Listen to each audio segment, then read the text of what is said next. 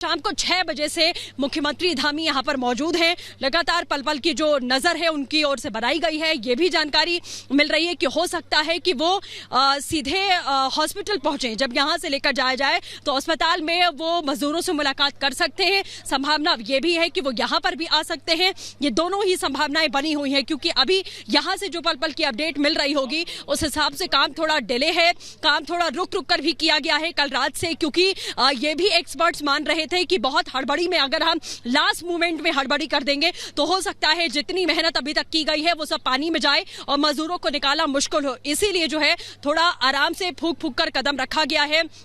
चाहे वेल्डिंग करने की बात करें या फिर जो हडल्स सामने आए थे, सबसे बड़ी मुसीबत उनको काटने में आई है। आपने देखा था कि 5 दिन पहले जो बड़ा पत्थर आया था, जिसकी वजह से 4 दिन तक इस ऑपरेशन को रोकना पड़ा था। वो पत्थर रोटेट हो रहा था, उसे काटने में दिक्कत आई थी, ऑगर मशीन में दिक्कत आई थी, इसीलिए दूसरी ऑगर मशीन यहाँ पर मंगाई गई थी। उसके बाद काम की शुरुआत हुई तो काम इतनी तेजी से आगे बढ़ा कि अब सफलता मिलने से कुछ दूर पहले, यानी कि सफलता मिलने के कुछ कदम पहले अभी और थोड़ी दिक्कतों का सामना यहां पर करना पड़ रहा है, जिसको लेकर एक्सपर्ट्स की टीम लगातार लगी हुई है। अधिकारियों के चेहरे पर कल शिकन नहीं थी, लेकिन आज सुबह से हम देख रहे हैं जिस तरीके की भागदौड़ यहां पर देखने को मिल रही है। जितने अधिकारी हैं वो सब आ रहे हैं, जा रहे हैं, लेकिन कोई भी अभी मीडिया से बात नहीं कर रहा है। तो देखना होगा कि और आखिरकार कितना समय इस ऑपरेशन को पूरा होने में लगेगा, क्योंकि 41 जिंदगियों का सवाल है जो पिछले 12 दिन से, आज सोचिए 12वें दिन की ये सुबह है, 12वें दिन की भी शुरुआत हो चुकी है। कल उम्मीद थी कि 11 दिन बीत चुके हैं तो 11 दिन के बाद जो है ये ऑपरेशन में सफलता मिलेगी और 41 जिंदगियों को सही सलामत सुरक्षित बाहर निकाल लिया जाएगा।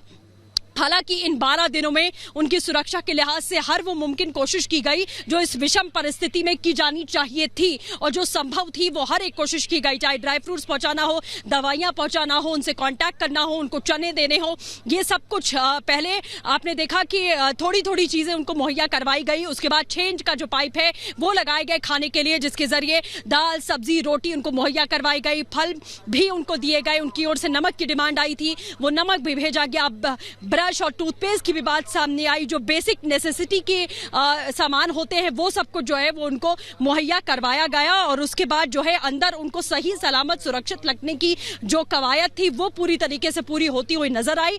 और संतुष्टि की बात यही है कि सभी मजदूर सुरक्षित हैं, ठीक हैं, इसीलिए उनके परिजन भी निश्चिंत हैं। उनके रहने का भी इंतजाम सरकार की ओर से किया गया। परिजन यहाँ पर आते हैं, उनको बात करवाई जाती है। और अब अच्छी खबर कल ये भी आई थी कि माइक्रोफोन के जरिए जो है वो मजदूरों से बात भी हो पा रही है, कांटेक्ट भी हो पा रहा है।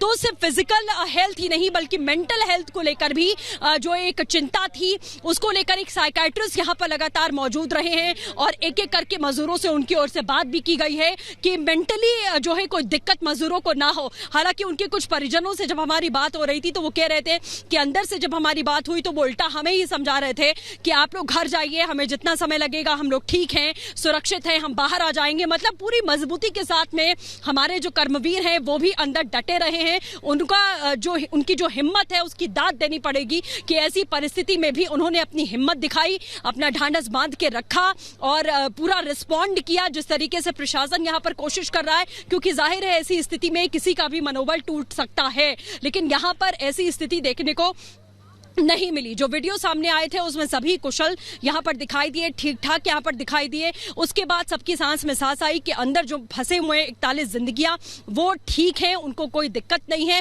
कोई समस्या नहीं है स्वास्थ्य के लिहाज से। एक बार फिर से आपको तस्वीर में दिखा रही हूँ कि आप देख सकते हैं, विजय एजाज आपको ये तस्वीर दिखाएंगे कि किस तरीके की सिचुएशन इस वक्त देखने को मिल रही है। कल रात से ही ये असमंजस की स्थिति है और ये स्थिति तब तक बरकरार रहने वाली है जब तक आप मजदूरों को अपनी आंखों से बाहर आता हुआ नहीं देख लेते हैं। तब तक इस बात को लेकर कोई गारंटी नहीं दे सकता, इसकी कोई श्योरिटी नहीं ले सकता कि वो कब, कितने बजे, कितने समय, कितने घंटे में, कितने सेकंड में बाहर निकलेंगे। तो